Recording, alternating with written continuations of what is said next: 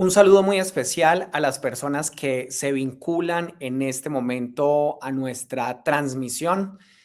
Yo soy Carlos Cardona, director de Emprender Pasión, y hoy estamos originando desde Bogotá, Colombia. Y hoy vamos a tener un conversatorio muy especial a propósito de lo sucedido en el país. Y a las 2:55, haciendo un corte noticioso, yo quiero darles una información inicial, y es que el sismo ocurrido hoy a las 7:34 con 29 segundos de la mañana tuvo una magnitud de 7.4 y su epicentro estuvo en San José del Palmar, Chocó. El Servicio Geológico Colombiano actualizó la profundidad, que fue de 103 kilómetros, y en el comunicado técnico lo calificó como el sismo de mayor magnitud registrado en Colombia en este siglo, en el 2021, en el siglo XXI. Además señaló que este movimiento es uno de los movimientos más fuertes que hemos tenido en las últimas décadas en Colombia.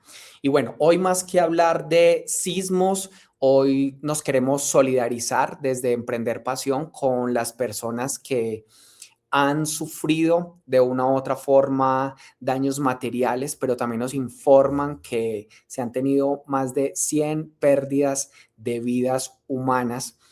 Desafortunadamente aspiramos que esta cifra no siga creciendo, y desde Emprender Pasión lo que nosotros buscamos es que exista prevención, que nos pensemos cómo es que realmente podemos actuar frente a una situación como estas.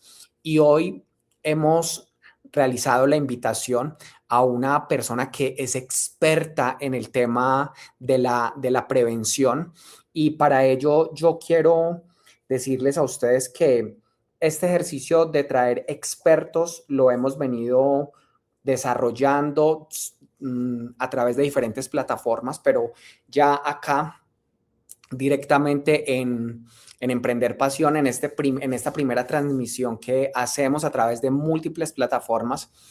Hoy estamos originando a través de nuestro Facebook, @Emprender Pasión. Estamos originando a través de nuestro canal de YouTube Emprender Pasión, y a través de la plataforma X Emprender Pasión. Entonces allí tú puedes en estos momentos compartir con otras personas para que puedan observar la transmisión y que podamos estar conectados de manera permanente cuando surjan estos hechos en el país, y que podamos tener un análisis mucho más profundo. Y mi invitada el día de hoy es una persona que es experta en todo el tema de seguridad y salud en el trabajo, pero también es una persona experta en la prevención de riesgos laborales y cumplimientos normativos. Sandra Murillo tiene más de 15 años de experiencia acompañando empresas en diferentes temas de implementación, fortalecimiento de auditorías en el sistema de gestión, y promoviendo una cultura que hoy particularmente es muy importante que podamos trabajar, y es una cultura de gestión, de prevención y de seguridad. Sandra, gracias por venir a los micrófonos de Emprender Pasión. Por favor, cuéntanos cómo estás tú y cómo está tu familia después del sismo el día de hoy. Muy buenas tardes para todos, deseando igualmente que todos estén muy bien, al igual que sus familias. Yo me encuentro afortunadamente muy bien, al igual que la familia y los seres más cercanos, y muy contenta de poder estar aquí contigo en este espacio para dar como ese conocimiento que es tan importante. Gracias. Sandra, ¿qué es aquello que vamos a hablar primero sobre las personas que deberían tener presente cuando ocurre un sismo? Porque después de que ocurren las cosas es como cuando empezamos a hablar de prevención, hablamos de lo que puede funcionar específicamente, y cuáles son esos elementos que hay que tener presente para que se pueda desarrollar una mejor prevención para las personas. Bueno, realmente es muy importante tener en cuenta que siempre que hablamos de prepararnos para una emergencia, sea un sismo o cualquier otra situación de emergencia, siempre vamos a pensar en un antes, un durante y un después. En ese antes siempre tratamos de hacer una identificación de las condiciones que se pueden dar que son de riesgo para las empresas, para las personas, para las familias, ¿cierto? Ahí es muy importante que se puedan identificar esos peligros, tanto en la casa, en el lugar de trabajo, si salí a un centro comercial, donde esté, yo pueda identificar fácilmente cuáles son las rutas de evacuación, si hay un punto de encuentro definido, si estoy en mi casa, entonces dónde hago el corte de energía, de agua, de gas, si tengo algún elemento, por ejemplo, de seguridad en la casa, tenerlo a la mano, un botiquín, un extintor. Sé que no son elementos que normalmente uno diga, ay, voy a comprarme un extintor para mi Para la casa. casa. No es tan común, no es una exigencia, pero ir pensando como en estas cosas de seguridad. Igualmente, es muy importante acordar con los seres queridos y con las mismas personas de la empresa dónde es el punto de encuentro, en caso de que pase algo, dónde vamos a encontrarnos, cuál va a ser el canal de comunicación.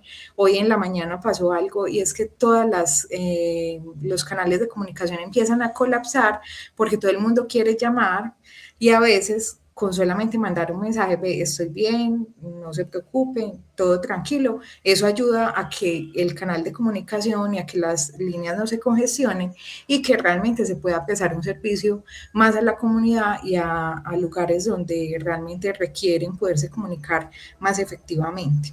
Y esto, Luego, sí, y esto particularmente que dices allí, Sandra, y gracias por decirlo, y es que queremos tener esa comunicación al instante. A mí me pasó comunicándome con alguna familia en Pereira y en Medellín y no ingresaba la llamada. Yo creo que lo más sensato en esos momentos al menos es comunicar que estamos bien, pero y permitir que pase también ese momento desde la tranquilidad. claro, y todo el mundo quiere llamar y estar pendiente de las personas, pero eso obviamente genera un colapso. Entonces, simplemente preguntar lo necesario, escuchar lo más importante y simplemente dejar la comunicación hasta ahí para que se facilite también la comunicación que es realmente urgente, que son de los organismos de socorro y demás. Otra cosa que se debe hacer, que de pronto uno no lo tiene muy en cuenta, es actuar pensando en que cualquier cosa puede pasar. Entonces, ser preventivo es asegurar los muebles pesados, validar que las cosas más pesadas estén en un lugar inferior que no tengan riesgo de colapso, en no almacenar productos químicos debajo de fuentes de generación de calor, pues los productos químicos no deben estar debajo del fogón, cerrar la llave del gas, mantener las velas alejadas de cortinas o de elementos que se puedan incendiar, pensando en que no solamente estamos siendo preventivos con un sismo, sino que puede ser un incendio, una fuga de gas, entre otras situaciones que se pueden dar. Mira, por ejemplo, eso que acabas de decir a mí me hace demasiado sentido porque, por ejemplo, en las casas uno puede tener este tipo de elementos y que uno no se percata, que que puede pasar algo en esos momentos. Fíjate que cuando sucedió, yo estaba exactamente con mi pareja y teníamos prendido el gas y lo que yo hice fue como cerrar el gas, pero no aislé allí y no me fijé de nada más. Y cuando decías hace algún momento que fijar los elementos, yo digo, en nuestras casas normalmente nosotros podemos tener muchas cosas que se pueden mover. Yo tengo, por ejemplo, el televisor en una base que la desplazo por todo el apartamento, pues por todo lo que hago. Y realmente sí me percaté en bajarle el seguro, pero normalmente uno no tiene esos elementos en cuenta. Claro, y es que ahí justamente es donde nace la prevención, en yo estar muy atento a las cosas que en un momento dado pudieran fallar y que realmente se requieren tener como bajo control, porque son cosas que en un momento puede pasar y somos muy felices colocando repisas, colocando cuadritos y a veces no caemos en cuenta en que eso puede generar en un momento dado una situación de emergencia. Bueno, para seguir, es también muy importante preparar como ese kit de emergencias. Más adelantico les podemos compartir como la imagen de lo que debería tener un kit básico en una casa. Es muy importante tener a la mano o en una USB, por ejemplo, la información básica de la familia, cédula, a qué EPS pertenece, grupos sanguíneos si no tienen, por ejemplo, el documento de identidad. Ese tipo de cosas pueden hacer realmente una diferencia en un momento de una atención médica. Yo aquí quiero dar un dato antes de que continuemos, Sandra, y es que según información oficial son 21 municipios identificados que han sido afectados. 9 en Chocó, 8 en Caldas, 2 en Valle del Cauca, 2 en Risaralda y además en diferentes sitios del Quindío. Se ha instalado en estos momentos por parte del gobierno nacional una sala nacional de crisis que va a estar activa, de la cual va a estar generando información oficial, porque en estos momentos una de las cosas que también puede generar mucha dificultad es que las personas empiezan a generar información que no contribuye y, por ejemplo, yo veía por ahí un chat de esos chats de las tías o de esa información que realmente no contribuye y es que iba a existir un terremoto a tal y tal hora. Ese tipo de situaciones generan una gran alerta en la mucho en la población adulta. Es importante siempre fijarnos en los canales oficiales. Sí, en ese orden de ideas es súper importante también tener a la mano todo lo que son los datos básicos de contacto del hospital más cercano, de los bomberos del lugar donde viven, tener a la mano el número de teléfonos por ejemplo, la defensa civil, bueno, organismos de socorro que puedan servir. En este caso, es muy fácil uno validar ahora por redes sociales, pero en un momento realmente de emergencia puede que se colapse el internet, puede que pase muchas cosas, entonces como tener a la mano como esos datos más fácilmente ubicables y que nos puedan servir para poder reportar una condición grave o poder hacer una notificación de algo que esté sucediendo. Sandra, Con por ejemplo, en la familia, cuando tenemos niños menores y que normalmente nosotros estamos en un país donde no se nos alerta frente a esta situación. Yo tengo entendido que en países como Chile y Argentina hay un programa instalado directamente para la educación básica. ¿Cuál es esa información básica que nosotros le tendríamos que dar a menores de edad para que sepan frente a una situación? Porque es que yo sé que probablemente acá muchas personas puedan observar que son padres de familia, personas que tienen que dejar hijos solos durante mucho tiempo allí. Básicamente, ¿cuál es esa instrucción que se le debería dar a los menores de edad? Bueno, yo personalmente lo viví hoy con mi hija menor, donde realmente llegaron al colegio y habían varias niñas que estaban pues obviamente angustiadas. Ellos iban en el desplazamiento de la casa al colegio cuando sucede pues como lo del sismo y genera muchas situaciones, desde la emoción, de saber que hay que controlar como la emoción, de saber que hay situaciones que pueden generar un riesgo y que en algún momento dado con los niños más pequeños no tenemos una comunicación como con un adolescente, le voy a marcar o le voy a escribir al WhatsApp, porque ellos no lo tienen como permitido. Hay en muchos colegios que están iniciando como todo este tema de formación tanto en manejo de emociones como en la prevención de emergencias.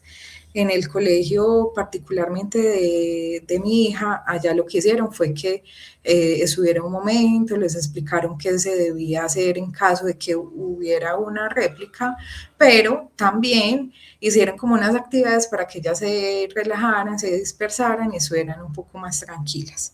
En esos casos yo pienso que es muy importante también definir con ellos unos puntos de encuentro, que ellos conozcan datos básicos de la vivienda, que se sepan por lo menos el celular de una de las personas de la casa, sea papá, mamá, bueno, alguien que ellos puedan llamar en caso de que realmente les pase algo y tener esa invitación a la conciencia, a que ellos también sean preventivos, a que también estén atentos en el lugar donde están cuál es el punto de encuentro, cuál es la salida, porque seguramente van a estar muchas veces sin el apoyo, el acompañamiento de los papás, pero que siempre estén como dejándose guiar, sea por la maestra o por las personas que les den como las indicaciones de evacuación.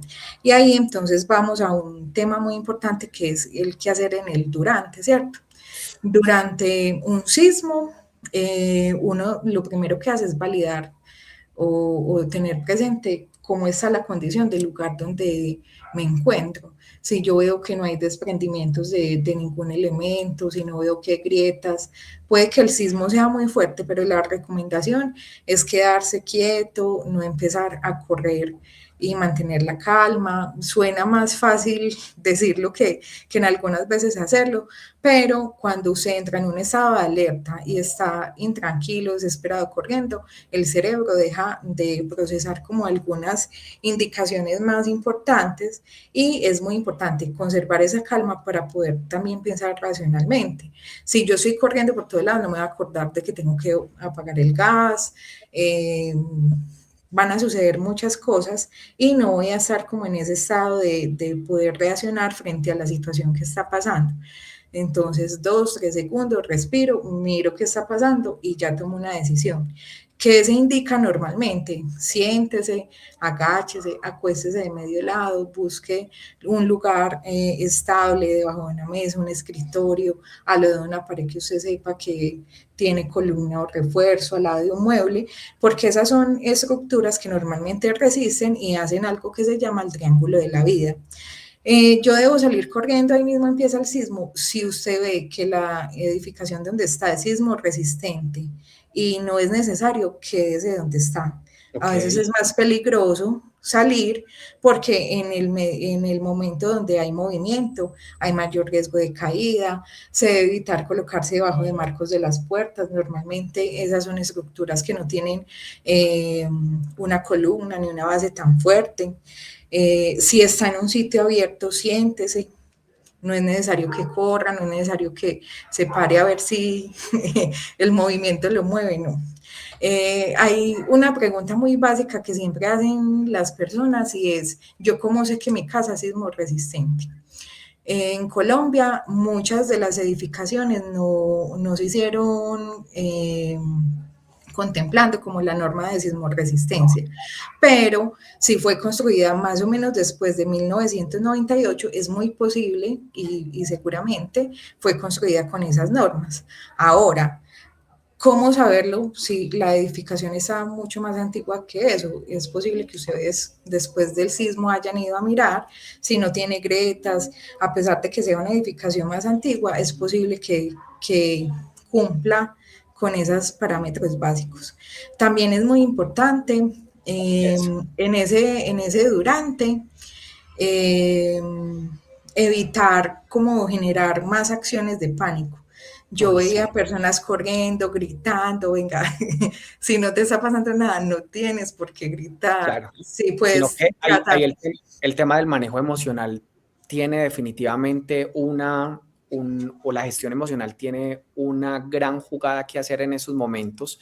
Y yo quiero acá informarle a las personas que acaban de llegar a la transmisión. Esto es Emprender Pasión. Nosotros somos un medio de comunicación dedicado al mundo del emprendimiento, el mundo empresarial. Y hoy particularmente estamos haciendo un análisis con Sandra Murillo. Ella es experta en, en el tema de seguridad y gestión en el trabajo, pero también en el desarrollo directamente de nuestras vidas. Y hoy estamos analizando específicamente qué fue lo que ocurrió y esas medidas de prevención que deberíamos tener en el antes. Estamos hablando en el durante y estamos hablando también de lo que tenemos que hacer después de que pase un sismo como el que se presentó hoy, tal y como el dato que daba inicialmente. Este ha sido uno de los más fuertes que se ha presentado en los últimos años en el país. Inclusive he leído alguna información oficial que han catalogado este sismo como un terremoto que se ha presentado en nuestro país. Y hace algún momento, Sandra, hablábamos específicamente sobre que teníamos que organizar como un morral, teníamos que organizar como algunas cosas y quedamos allí de detallar Si quieres, allí lo miramos también, qué es lo que deberíamos tener en ese kit básico, dónde deberíamos tener ese kit básico. Yo creo que lo tengo en el carro, una parte, pero y si uno no alcanza a llegar al carro, uno ¿qué hace? ¿Cómo lo deberíamos tener organizado? Para que por favor nos informes, y gracias por aceptar esta invitación a emprender. Gracias a ti, Carlos Andrés, por invitarme. Bueno, antes de hablarles de este morral, yo alguna vez escuché una frase muy bonita de Kofi Annan cuando fue secretario de las Naciones Unidas, y él decía que cuando uno quiere construir una cultura de la prevención nunca es fácil, porque los costos de la prevención se pagan en el presente, pero los beneficios están en el futuro. Y un futuro tan distante donde no son tangibles, donde son los desastres que no ocurren. Entonces, con esa invitación de prevenir y de invertir en prevención, les hago también esa invitación de, venga, empecemos a organizar un morral sencillo. ¿Qué debería tener ese morral? Una linterna, preferiblemente o recargable o con pilas que se puedan recargar, o dínamo. Ahora hay unas linternas que se cargan como con el movimiento de la mano. Un radio también, nuevamente, que tenga o pila o que tenga algún sistema, botellas de agua, alimentos no perecederos, ropa abrigada, un botiquín, un listado de números de emergencia y de números de familiares. Puede que en el momento yo no me acuerde del número de mi mamá, se dañó el celular, cualquier cosa que yo tenga como verlo, la copia de esos documentos importantes, un silbato. El silbato realmente salva vidas. Las vidas que han recuperado normalmente cuando hay terremotos es porque han podido generar un sonido y los rescatistas pueden ayudarlos. De acuerdo. Encendedores, cerillos. Y eso básicamente es empezar a organizarlo. A veces en la casa no hay ni siquiera un botiquín. Se corta a alguien, no hay con qué, ni siquiera una herida básica. Entonces, la idea es poder empezar a dotarnos y empezar a organizar estas cosas y que no se nos vuelva paisaje, porque también pasa eso. En los planes de emergencia es muy fácil que uno tenga por allá un documento de 200 páginas, pero nadie sabe dónde está, nadie lo lee, nadie se acuerda. Lo importante de esto es lo más práctico, lo más sencillo, que todos sepan, bueno, si vamos a evacuar, en orden. Si alguien tiene que sacar la camilla, que sepa que ese es el que la saca. A veces con situaciones muy básicas se pueden generar acciones muy grandes. Entonces, si yo sé que somos 10, por ejemplo, en una copropiedad, con que uno tenga el botiquín y sea el responsable de sacarlo, con eso uno garantiza que hay por lo menos un botiquín. A veces no es inventarse el tema más grande. Y algo de lo que vimos hoy es que no solamente no es muy constante la preparación, como lo decías, hay países donde esto es tan frecuente que para ellos estar listos en el momento de la emergencia es muy sencillo. Acá no había sucedido un sismo tan fuerte desde hace más de 10 años, 20 años, pero eso no significa que no vaya a suceder o que no haya riesgo de réplicas o que no vaya a seguir sucediendo otras cosas. Entonces, es muy importante prepararnos. Hoy, por ejemplo, alguien me decía, bueno, ¿y cuál es el punto de encuentro de la familia? ¿Y cuál es el plan de emergencias de la familia? ¿Y quién sabe, por ejemplo, quién tiene las pólizas de vida? Que alguien que sepa por lo menos cuál es la funeraria. Hay cosas que de pronto en un momento dado uno no las conversa. Ahora hay un tema muy chévere que es el de voluntades anticipadas, si llega a pasar algo que quieren que hagan con los órganos. Ese tipo de cosas es momento de conversarlas, pero no solamente en ese momento, sino, venga, acordemos un punto de encuentro. ¿Qué lugar hay seguro cercano? Que en caso de que yo estoy en la universidad, el otro está en el colegio, el otro, ahí nos vamos a reunir. Así es, inclusive esto puede sonar que es alarmista, pero realmente en una sociedad donde se viva una cultura de prevención, todas estas herramientas que hoy Sandra Murillo nos está compartiendo en Emprender Pasión recobran plena vigencia. Y más que por el hecho de lo que hoy sucedió, que hace parte hoy de nuestro análisis periodístico, es que de acá hacia el futuro debemos tener unos mínimos básicos de prevención desde la sociedad civil para que podamos sin duda salvar vidas, salvar nuestras propias vidas, nuestra familia, para que podamos tener estas herramientas y estos elementos básicos. Yo creo que ya vamos en la recta final de este encuentro, Sandra, y quiero agradecer a las personas que se han conectado allí a través de nuestra transmisión. Quiero agradecer a Arauca 24/7 Noticias. Un saludo desde Arauca 24/7 Noticias. Gracias, Carlos, por la información. David Art, por acá en Bogotá, muy atentos, Carlos. Juli Álvarez Bonilla, me encanta este tipo de recomendaciones, y a las personas que tengan alguna pregunta la pueden dejar acá específicamente en nuestro Facebook y en las diferentes plataformas. También me preguntaron que dónde está ubicado Emprender Pasión. Emprender Pasión está en las diferentes plataformas, estamos en YouTube, allí tenemos información de manera permanente. Si no te has suscrito al canal, te invito a que te suscribas. Estamos en la plataforma X, información instantánea, allí la tenemos de manera permanente. Estamos en Facebook, estamos en Instagram, en todas las plataformas nos encontramos como @Emprender Pasión. Sandra, entonces, para terminar este encuentro el día de hoy, pasa el sismo. ¿Qué es aquello que debemos hacer a posterior, cuando ya ha sucedido la situación, cuando ya se ha calmado un poco la marea emocional? ¿Qué debemos hacer?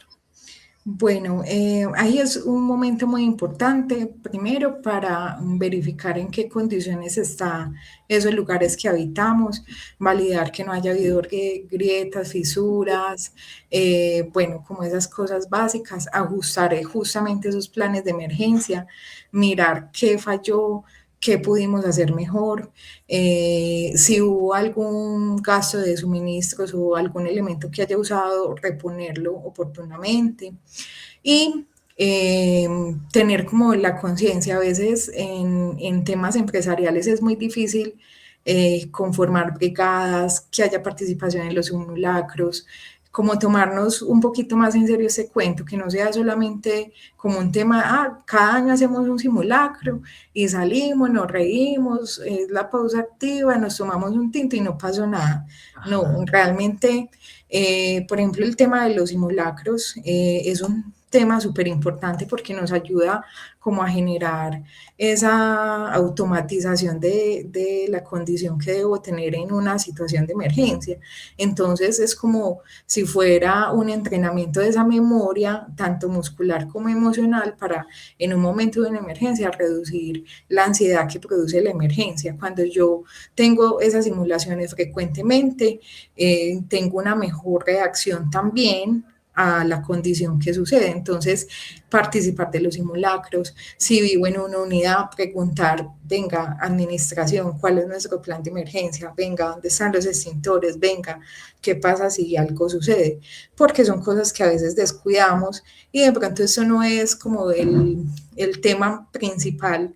A veces hay temas más normativos que obligan mucho más a las empresas y a los conjuntos residenciales y a las familias a tomarlas en cuenta, pero que esto realmente se vuelve algo de supervivencia. Invitarlos a que en la medida de las posibilidades hagan un curso de primeros auxilios, hagan un curso de manejo de extintores. Llega uno y ve a veces en una situación de emergencia y ni siquiera saben cómo accionar el extintor. Entonces, esos son conocimientos para la vida. Yo a veces hago la broma en charlas. Bueno, usted ve que se está ahogando su suegra y cómo la salva. A veces no todo el mundo quiere salvar a la suegra, pero a veces es conocimiento que puede ayudar a salvar vidas. Entonces, tomarlo como eso, como un conocimiento de vida. Así es.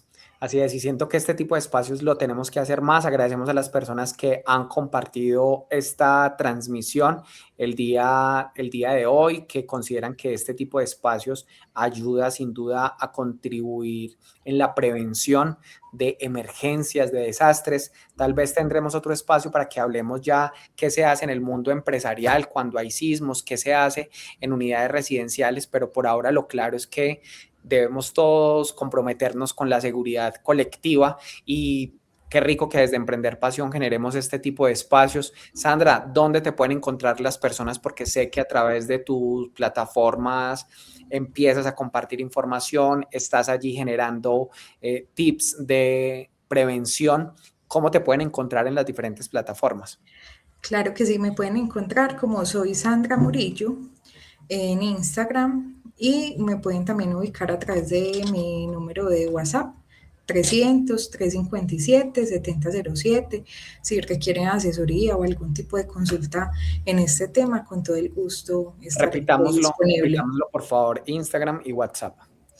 Instagram soy Sandra Murillo, arroba soy Sandra Murillo, y WhatsApp 300-357-7007.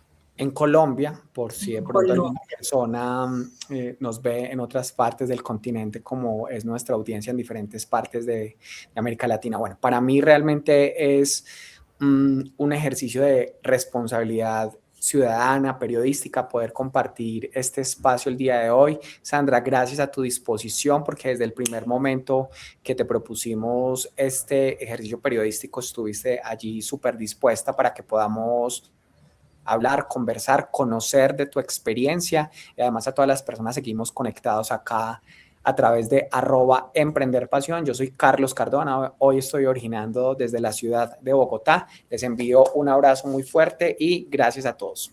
Gracias. Feliz tarde.